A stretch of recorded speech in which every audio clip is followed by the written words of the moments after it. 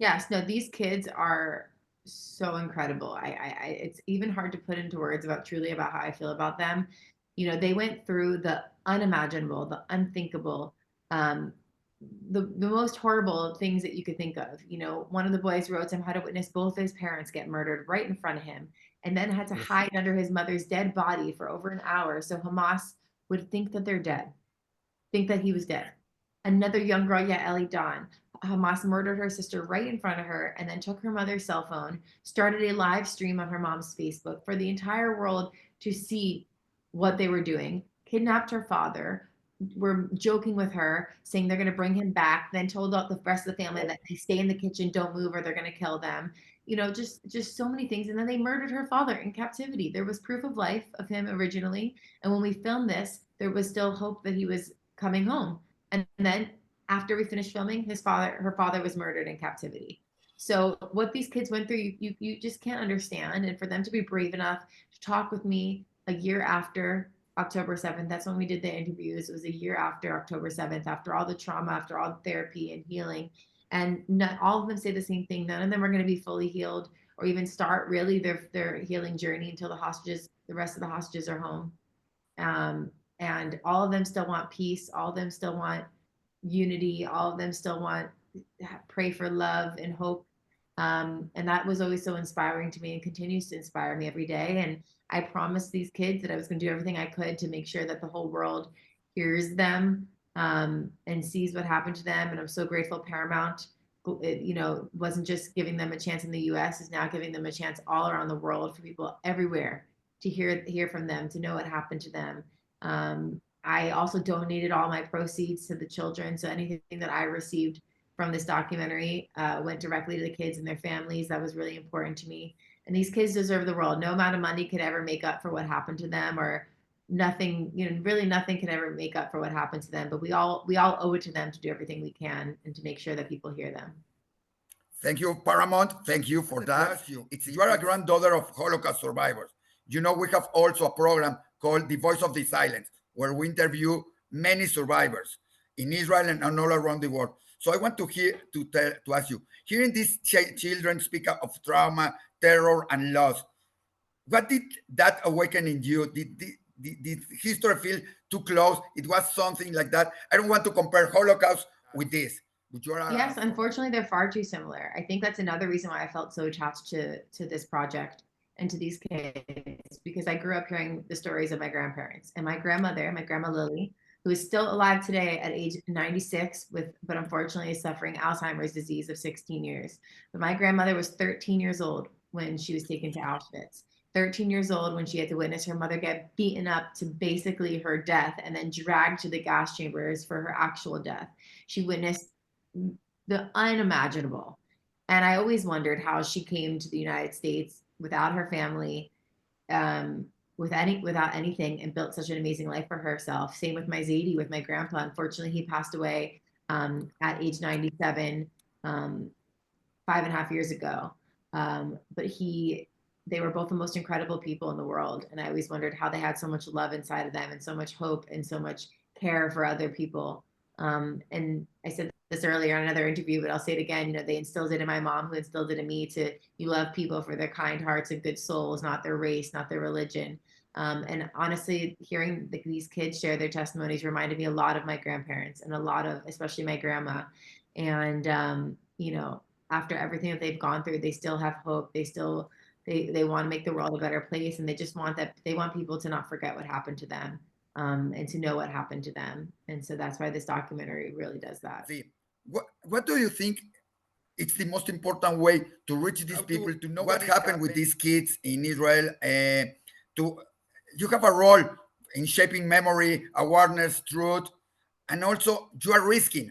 For many, will say you are risking, and you are one of the most prominent voices about talking about October 7 and what What happened happened on in October Israel. 7th was the deadliest day of Jews since the Holocaust.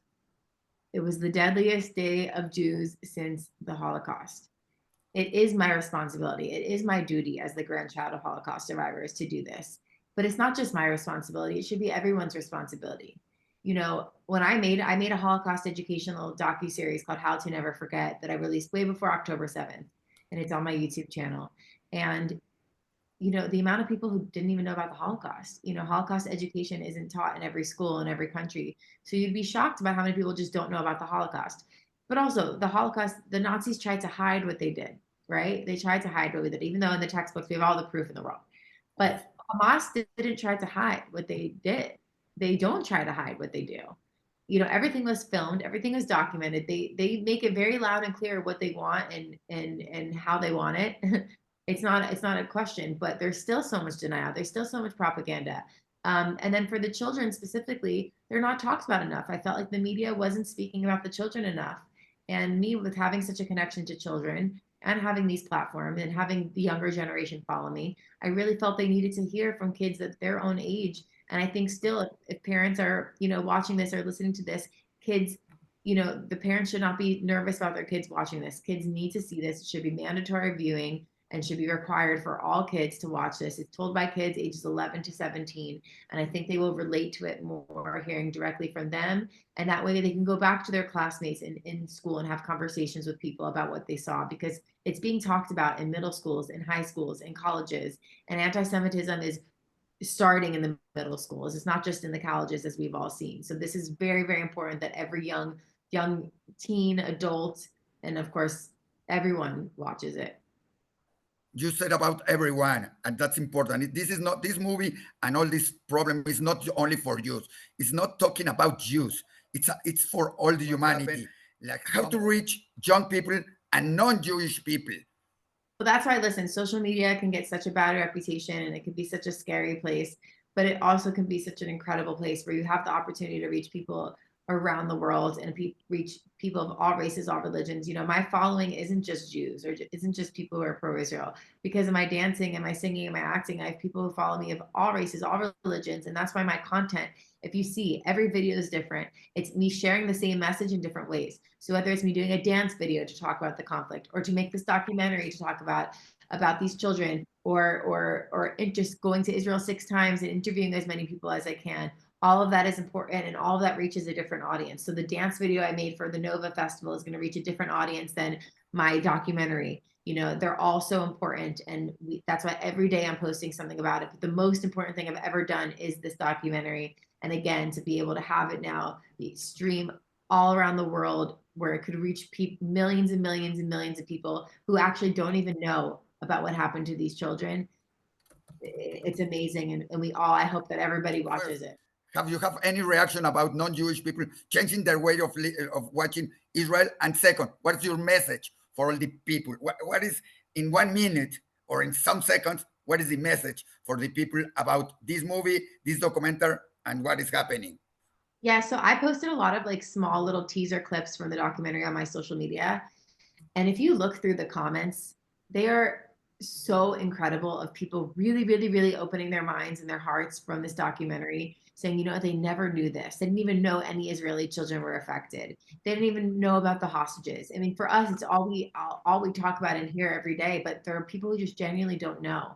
So all of this has been so incredible and so important, and has made a difference. And all the content I post, you never know whose page is going to end up on, whose For You page, whose algorithm that is going to see your video. And that's why every piece of content has been important and has opened people up. The messages I receive every day of people saying, thank you for sharing this with me. That could have been my brother, that could have been my sister, that could have been, that could have happened to me. So it has made a huge difference, not just with the Jewish community, not just with people who are pro-Israel, but with all of humanity. And I will always continue to talk about this and continue to hope for real change. Montana, thank you very much. I hope we will do it again with some more time and do about that. Congratulations about this. Congratulations, Paramount, about this documentary. So and I hope many people will see it. And not forget that there are still 58 people that are kidnapped, and that still there is a war against Hamas, and Hamas is not good for anybody. For anybody, not just for Jews, not just for Israel. Thank you so much. I hope to come to Mexico soon, and thank you for doing this. Thank you. Thanks, Isaac.